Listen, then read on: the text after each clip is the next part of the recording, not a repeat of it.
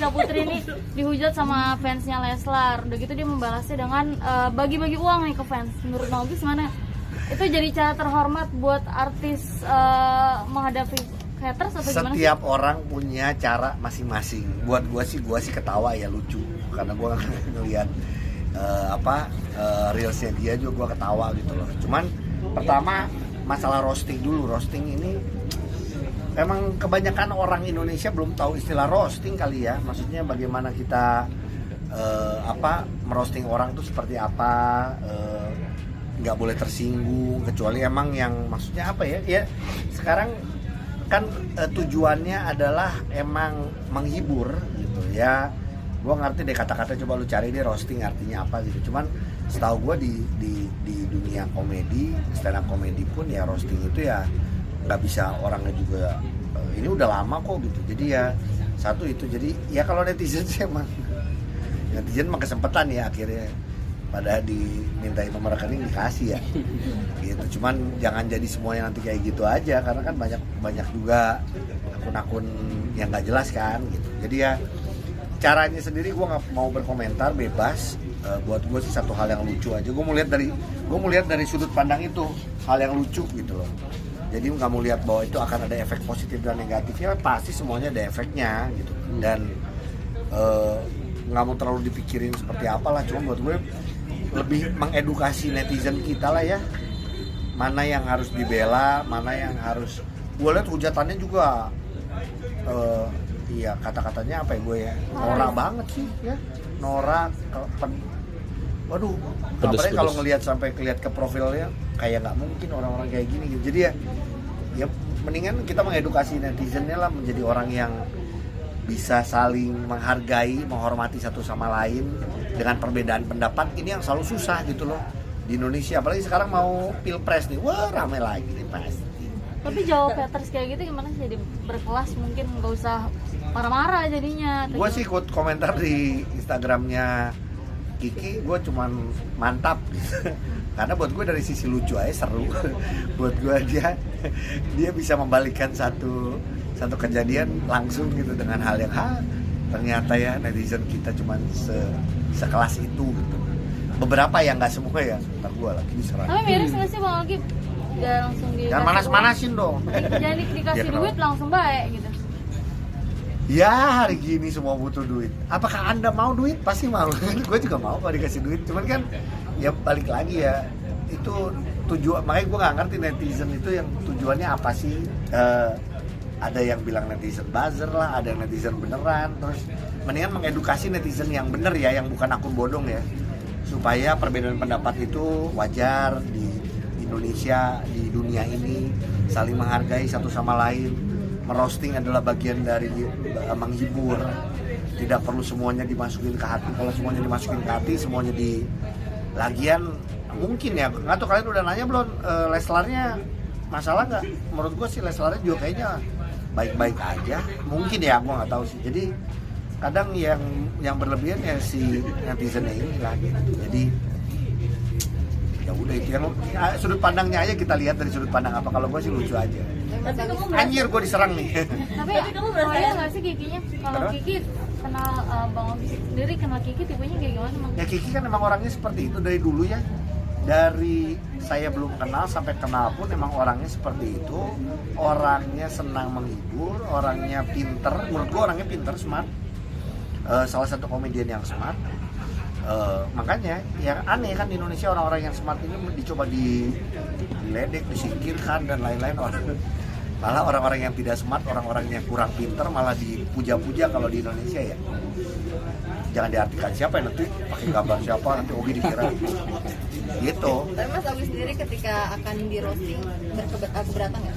Nggak apa-apa, saya mah kadang sebelum di roasting saya merosting diri saya sendiri kan.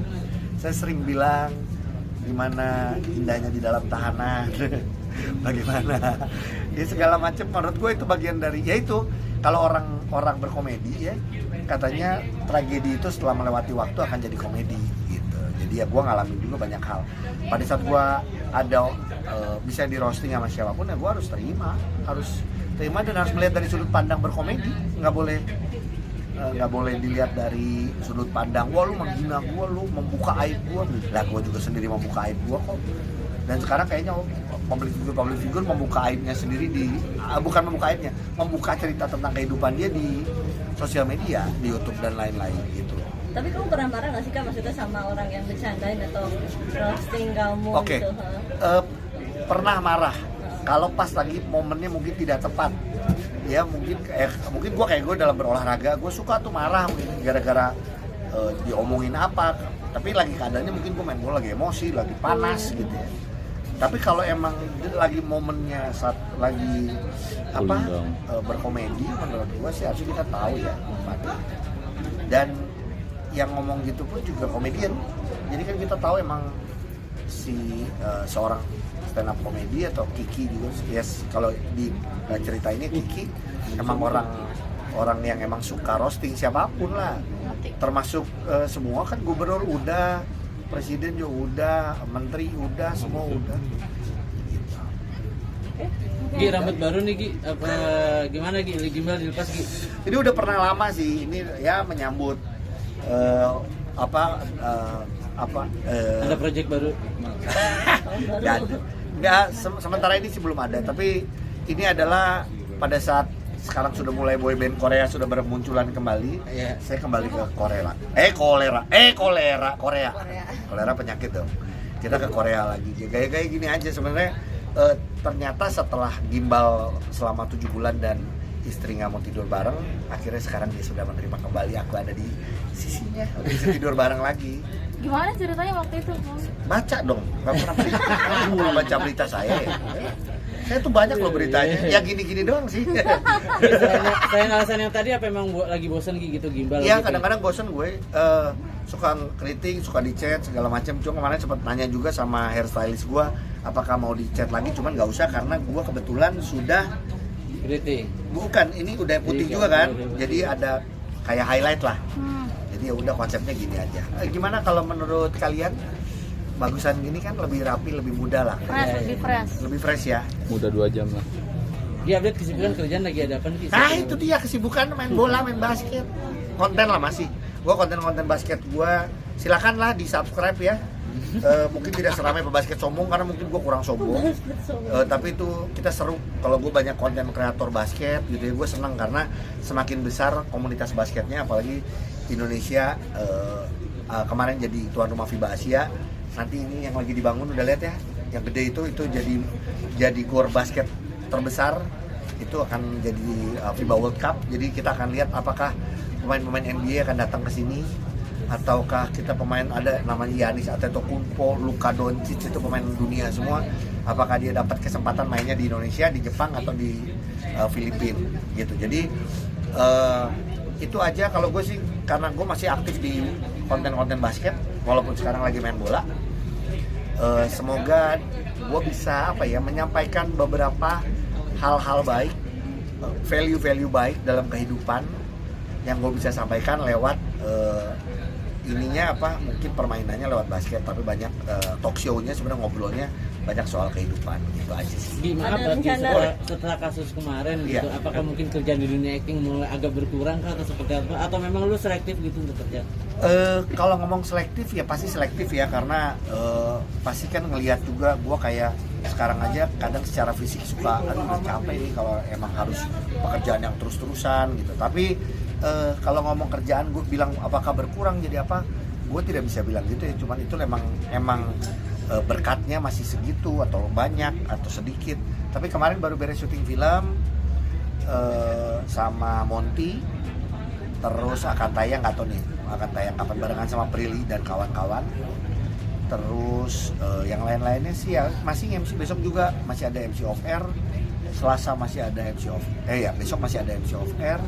Terus gue mau ke Solo untuk mensupport basket juga. Di Solo lagi ada pertandingan turnamen basket di Solo gitu. Iya, tapi setelah masuk kemarin lu sempat maksudnya minder nggak sih, gue kayak ke depan nggak bakal dapet kerjaan lagi nih atau seperti apa? Enggak ya, gue sih jujur untuk kasus gue sendiri, kasus yang tetap pas gue keluar gue disupport sama keluarga, sama teman-teman, bahkan teman-teman media juga banyak yang sayang sama gue dengan kasus gue itu. Jadi gue sih tidak melihat bahwa gue jadi minder dan lain-lain, enggak sih. Justru gue sebenarnya masih pengen terus berkarya, tapi kan gue nggak bisa diem ya, jadi nggak mungkin menunggu kita nunggu TV calling atau nunggu produser nunggu film atau web series. Yang gue bisa melakukan itu di YouTube gue, di podcast gue, ya gue lakukan atau di sosial media gue gitu. Oke, Ada boleh. rencana dulu apa collab sama Densu atau gimana nih soal basket? Udah, gue udah pernah, nggak pernah nonton sih. Nggak. Ya maksudnya dalam waktu dekat. Iya. Dalam waktu dekat belum ya, cuman emang udah lama gue. Jadi sebelum Denny punya YouTube channel, dia udah pernah main di gua karena dia adalah salah satu pebasket legend di Indonesia. Jadi gua harus mengundang dia, banyak cerita soal kehidupan dia, bagaimana dia sukses di basket dan sukses di entertainment sebagai aktor. Udah pernah 3 tahun atau 4 tahun yang lalu. Terus dia bikin YouTube, sempat collab lagi gua yang ada di kontennya dia. Gitu. Terus sekarang dia sibuk ya. Jadi ya belum berkonten lagi bersama sih. Itu aja. Kak, tadi ngomongin gaya rambut kayak Korea nih, kan sekarang banyak apa namanya teman-teman atau artis-artis Korea yang berkunjung ke Indonesia dan penontonnya membludak sampai tayang terakhir ini yang di salah satu mall di Jakarta ini juga sampai harus diusir sampai 19.000. Ini gini, sekarang tuh semuanya haus akan hiburan, jadi semuanya sekarang lagi rame. Kemarin musik juga sempat di stop ya, ada ya acara musik, terus acara ini juga acara ini fan apa sebutannya, fan meeting juga ini. Tapi emang gila banget sih kalau gue lihat di Instagram ya, segitu rame mallnya. Nah itu akhirnya kan sebenarnya kejadian Kanjuruhan ini juga menjadi peringatan supaya jangan sampai terjadi hal-hal yang tidak diinginkan gitu. Jadi sekarang pemerintah sudah mulai mengizinkan ada event-event, tapi juga sebagai sebagai event organizer harus emang hati-hati juga, dan ini nanti efeknya akan kemana-mana loh, karena akhirnya jadi ke pidana juga kan kita lihat. Jadi semoga, kalau buat gue sih tetap eventnya harus ada ya kan, apalagi kayak sekarang Korea, istri gue juga pengen nih katanya Desember ada si ini datang, si itu datang, aduh gue bingung. Tapi yang paling penting semoga masalah keselamatan dan keamanan ini benar-benar dijaga, benar-benar diperhatikan. Dan ini salah satu efek after pandemi gitu ya. Butuh hiburan. Ya, after pandemi, tapi sebenarnya pandeminya belum lewat loh. Bener nggak nih teman-teman kita lagi banyak nih yang sekarang juga nih. Gitu. Jadi ya tetap harus tetap jaga jarak, terus tetap pakai masker. Ini saya karena interview aja tadi biar mukanya kelihatan tahu Oki. Terus tetap itu yang paling pentingnya sih sebenarnya. Jadi bukan artinya pandeminya sudah lewat juga gitu. Jadi sama-sama jagalah, itu aja deh ya. Lumayan lah ya. Oke. Thank you Mas. Semangat terus ya Mas.